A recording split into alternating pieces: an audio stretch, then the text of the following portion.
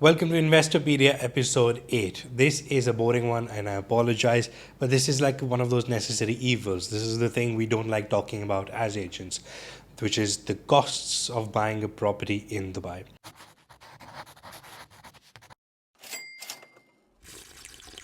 I'm going to divide this into sections and then you can obviously scroll through the different sections if you like.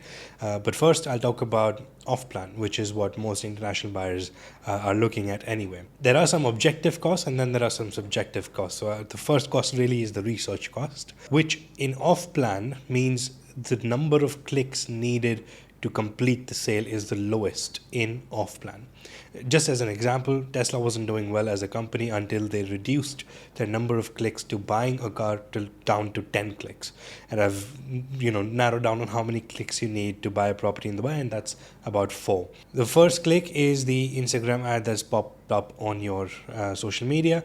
The second click is trying to speak to the person who's reaching out to you, the agent. The third click is understanding the brochures, all the details, information that this person has sent you. And the fourth click is the payment link to buy that property. That's very different from resales, but this is really a subjective cost. You can increase this to infinity, really. You can come down to the buy. You can add your flight cost to it, your hotel cost to it, so I'm not going to discuss that much in detail. But that's your research cost. It's the lowest in off-plan and the highest in resales, usually. The next one is the stamp duty, which is the biggest one, which is 4% of the property value. If you're talking about Dubai, in this case we are, it can be 2% in Abu Dhabi. It's still 4% in Ras Al Khaimah or Al Quwain, for example, but that's towards the end of the completion of the property. It's the same 4% in resales as well, or the same value. When we talk about admin fees, that's a very small cost, because think about it like this: we don't have solicitors checking the transaction or registering this transaction with the government.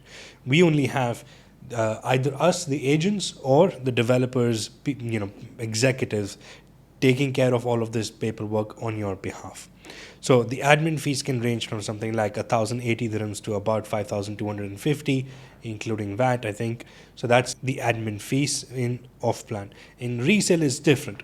Up to a property value of 500,000 dirhams, the admin fees is about 2,000 dirhams plus VAT. Above a property value of 500,000 dirhams or higher, the admin fees goes up to 4,200, and I think that includes VAT. And this is due towards the registration trustee office when you're buying a resale property. The NOC is something that you pay on resale. Also in resale, there is an admin fees that you pay to the agent who is doing the paperwork, because again, we don't have solicitors, so the paperwork is done by agents in the resale market.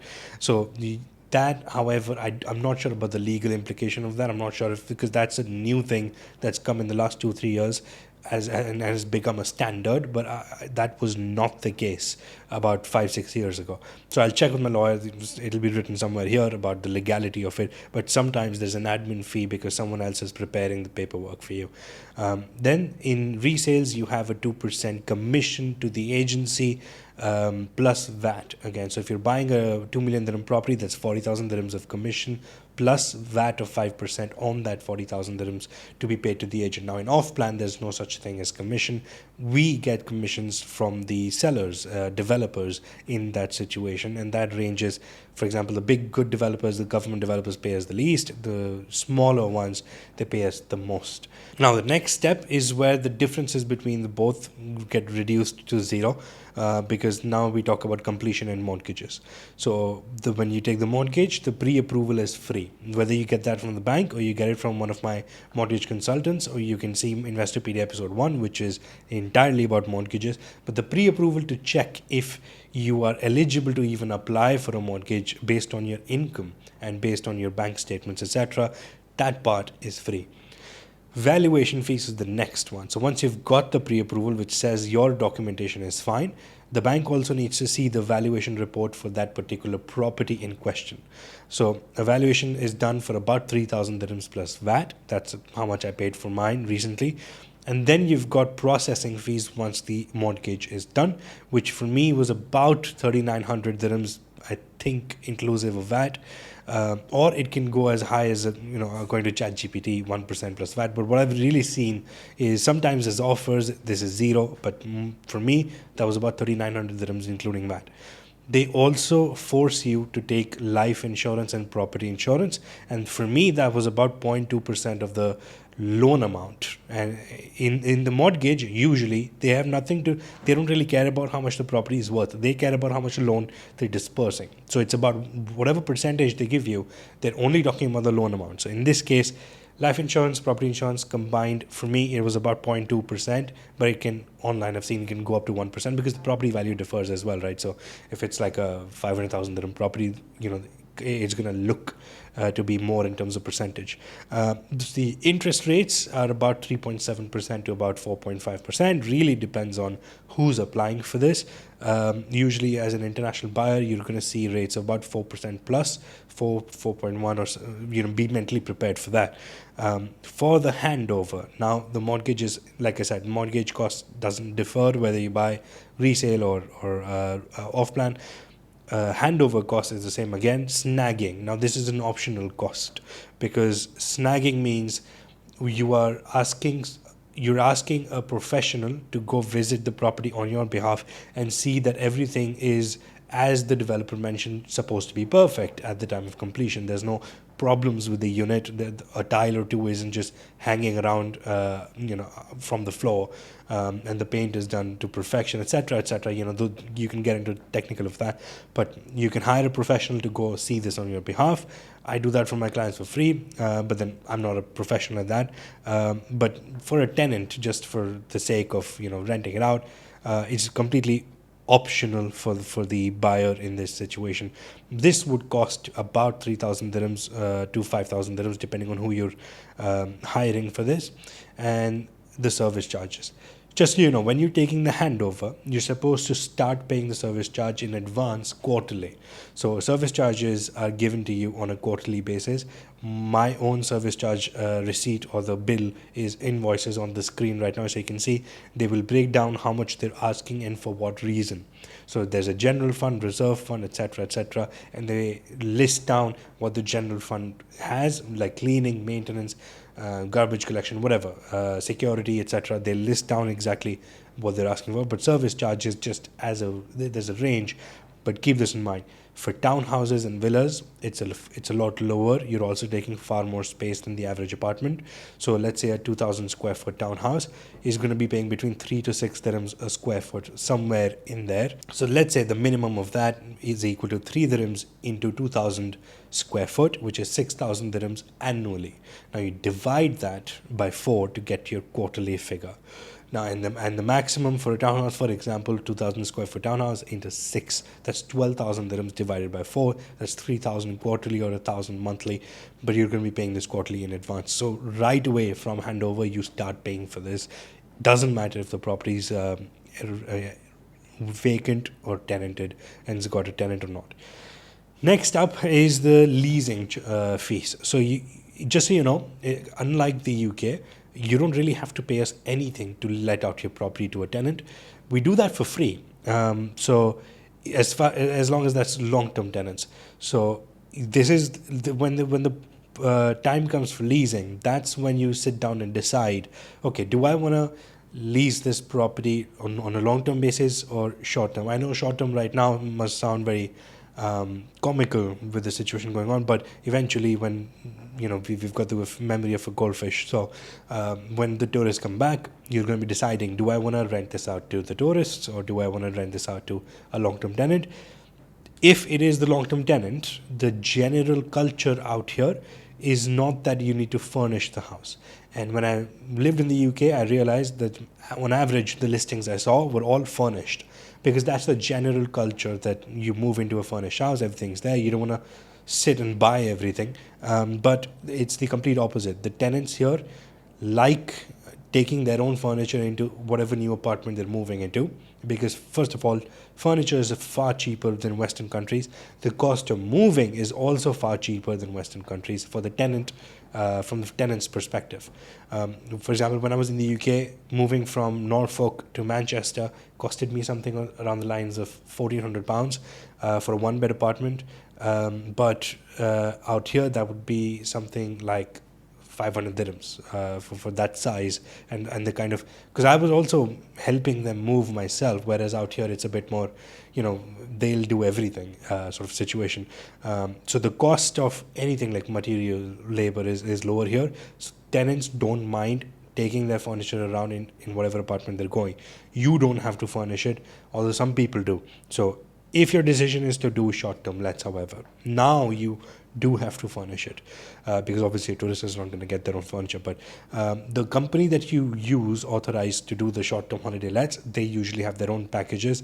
Just as an example, a studio apartment is going to cost you about 15,000 dirhams. So that's about £3,000 roughly to furnish, to including like the landscaping, grass on the balcony, or including the cutlery as well, microwave, etc. Every single thing included is like £3,000.